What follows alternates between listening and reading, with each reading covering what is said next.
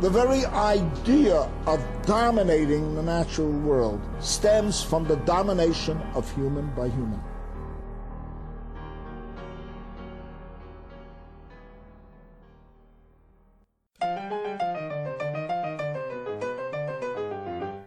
Bonjour et bienvenue dans Éco, le podcast qui lie écologie et social.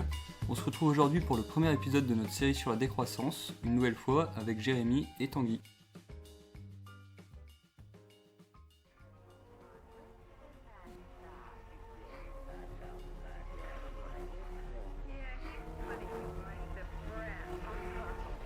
Presque tous les pays du monde ont connu une hausse exponentielle de leur PIB depuis le début de la révolution industrielle. Et il est vrai que le taux d'extrême pauvreté a baissé fortement depuis 2 siècles et que des centaines de millions d'humains vivent dans une abondance qui était inimaginable auparavant. Mais pourtant, la croissance du PIB nécessite une croissance de la production des biens. Et pour produire ces biens, il faut des ressources naturelles, que ce soit des matières premières ou des sources d'énergie comme le charbon ou le pétrole. Mais ces ressources, elles ne sont pas infinies. Et la quantité de déchets qu'on peut rejeter dans l'atmosphère, sur Terre ou dans la mer, est pas infinie non plus. Presque plus personne ne le conteste aujourd'hui. Et c'est pour ça que les notions de développement durable ou de capitalisme vert sont assez populaires. Pour faire très court, le développement durable, c'est continuer avec le même système qui serait rendu entre guillemets durable, c'est-à-dire soutenable sur le long terme, par des solutions technologiques et quelques petits ajustements de consommation. Cette approche est, à juste titre, critiquée par pas mal de monde, dont les décroissants dont on va parler aujourd'hui. Et puis en s'intéressant aux faits, on se rend compte que la croissance n'est pas si positive que ça. La croissance a pu être synonyme, dans certains pays et à certaines époques, d'amélioration de la qualité de vie pour l'ensemble de la population. Mais ça, ce n'est pas lié au système capitaliste responsable de cette croissance. Ce sont davantage des politiques de redistribution des richesses qui ont permis cela, et entre autres, des mouvements sociaux.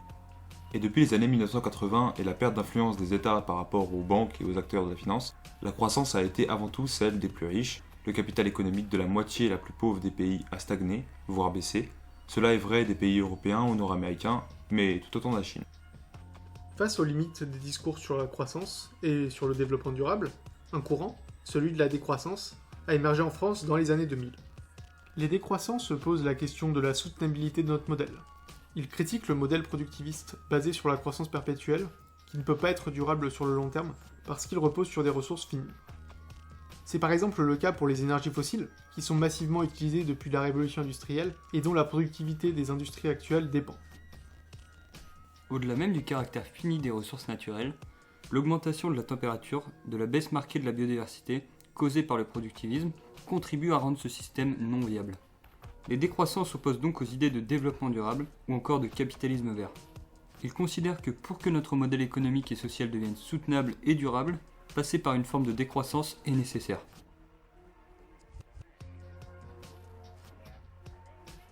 Mais quand on parle de décroissance, de quoi on parle exactement ?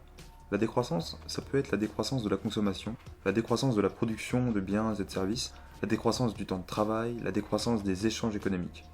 Pour la plupart des décroissants, c'est un peu tout ça à la fois. L'objectif des décroissants, c'est d'arrêter de donner la priorité à la croissance économique et à l'augmentation de la production de biens et de services. Serge Latouche, notamment, parle de la nécessité de décoloniser les imaginaires pour sortir du modèle productiviste actuel. Sa volonté, et celle des autres décroissants, est d'une part de dissiper les mythes autour de la croissance, prétendu facteur de plus d'égalité, de plus de bonheur et de plus de démocratie, alors que les chiffres montrent que ce n'est pas le cas, et d'autre part de dépasser l'apparente absence d'alternative au modèle actuel. Penser cette opposition, c'est vraiment crucial pour comprendre la décroissance. Parce que celle-ci, elle s'est construite en contre-idéologie, spécifiquement pour faire face au discours dominant à propos de la croissance et des bienfaits du productivisme. C'est en partie pour ça que les penseurs de la décroissance passent beaucoup de temps à décoloniser des imaginaires et dénoncer des mythes et pas toujours assez à penser les alternatives au modèle actuel, limite sur laquelle nous reviendrons plus tard. La décroissance dont on parle n'est pas une décroissance par principe, et le but n'est pas qu'elle soit vécue comme une privation. Paul Ariès pose pour objectif d'atteindre l'abondance frugale, c'est-à-dire de sortir de la frustration permanente liée à la société de consommation. Il s'agit aussi de prendre en compte, pour toute production, ses externalités, c'est-à-dire ses effets sur l'environnement. La volonté des décroissants n'est pas de tout arrêter, mais de se demander, pour chaque type de production ou de technologie, quel est son intérêt pour les humains et son impact, positif ou négatif, sur son environnement, pour savoir si celle-ci est compatible avec une société écologique. La décroissance est donc la décroissance économique, mais aussi la décroissance de l'utilisation des ressources naturelles et de la production de biens qui en découlent. Elle peut être également la décroissance du temps de travail individuel, que défend Latouche, Ariès, et surtout le philosophe André Gorz, pour lequel la réduction du temps de travail est l'un des piliers de sa philosophie et de sa vision de l'avenir. Pour certains décroissants, la décroissance doit avant tout être celle des pays riches, où la consommation des ressources naturelles et le rejet de gaz à effet de serre est trop élevé pour être viable. Cette décroissance des pays riches doit permettre aux pays pauvres quelques décennies de croissance et d'augmentation de leur pollution, qui resterait néanmoins bien inférieure à celle des pays riches aujourd'hui et qui permettrait aux habitants de ces pays de pouvoir vivre dans des conditions dignes. Les décroissants sont antiproductivistes, d'accord, et presque toujours anticapitalistes. Mais quel modèle défendent-ils ? Tout ce que nous avons dit jusque-là correspond à une partie du mouvement décroissant qui est plutôt à gauche, proche des partis écologistes ou de la France insoumise. Mais ils ne sont pas seuls. Il y a, comme pour le reste de l'écologie, une grande diversité politique parmi les décroissants.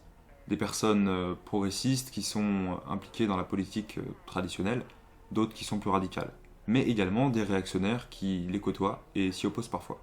Certains, comme par exemple Dominique Bourg, défendent une dictature des sages, mais la plupart sont pour plus de démocratie, généralement démocratie représentative, et une certaine décentralisation. Un bon exemple de cette opposition, c'est celle entre le mouvement des objecteurs de croissance, plutôt ancré à gauche, et celui de la revue La Décroissance, réactionnaire. Ces derniers sont plutôt dans une approche austéritaire, alors qu'en face on a Paul Ariès, qui défend la mise en place d'un revenu universel, la réduction des inégalités et la limitation aussi rigoureuse que possible de l'utilisation de la monnaie. Parmi les décroissants les plus progressistes, on trouve les écosocialistes. Ils sont influencés directement par le marxisme, même s'ils sont plutôt anti-autoritaires, ce qui les distingue des autres décroissants, y compris ceux qui sont plutôt à gauche. Par exemple, Daniel Tanuro, lui, insiste sur une redistribution radicale des richesses qui va au-delà d'une simple baisse des inégalités. Il considère qu'on ne peut pas se passer complètement d'industrie, mais qu'il faut changer à la fois le mode de production et la répartition des biens produits. Pour lui, il faut aussi modifier le mode de gouvernance. Les plus puissants et fortunés ne peuvent pas conserver leur liberté d'investir et de faire produire, car cette liberté, au-delà des souffrances qu'elle engendre directement, par l'exploitation salariale notamment, engendre une dégradation de notre environnement, donc il est nécessaire de prévenir ces abus.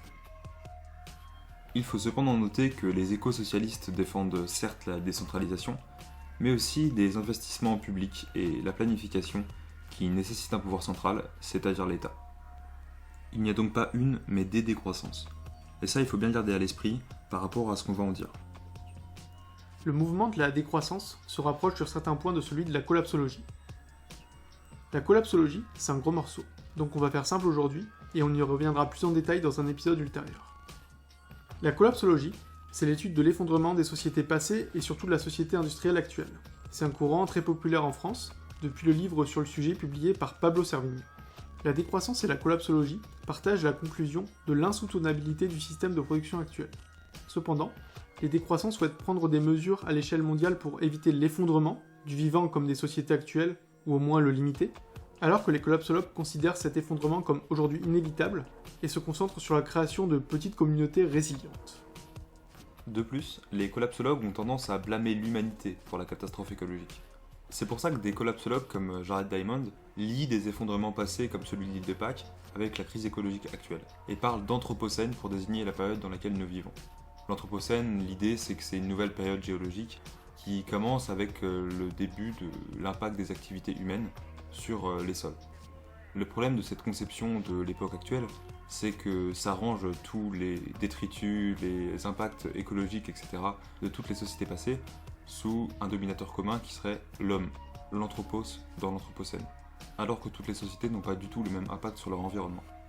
Face à ça, les décroissants blâment plutôt les systèmes productivistes. Cette crise est pour eux spécifique, car elle est liée au productivisme, qu'il soit capitaliste ou non d'ailleurs, et ne peut donc pas être comparée à celles qui lui ont précédé. Ainsi, la plupart des décroissants ne considèrent pas l'humain comme fondamentalement mauvais et destructeur, et ne partagent pas la tendance à blâmer l'augmentation de la population d'une frange de la collapsologie, comme par exemple Yves Cochet. Ils remettent clairement en cause capitalisme et productivisme, et pas juste la seule nature humaine de laquelle il faudrait protéger la vraie nature. On peut donc dire que les décroissants ne tombent pas dans les travers et le fatalisme de la collapsologie, même s'ils ont leurs propres limites, et que ce serait leur faire un mauvais procès que de les mettre exactement dans le même panier que les collapsologues. La décroissance, c'est beaucoup d'idées intéressantes, mais aussi des limites et des impensés.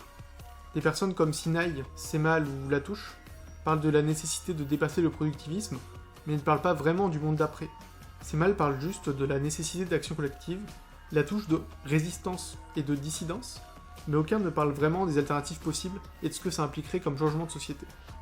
Ça s'illustre par l'absence de remise en question des institutions comme l'État ou la démocratie représentative. Les décroissants évoquent souvent la nécessité d'une organisation collective, mais ne parlent pas de gouvernance.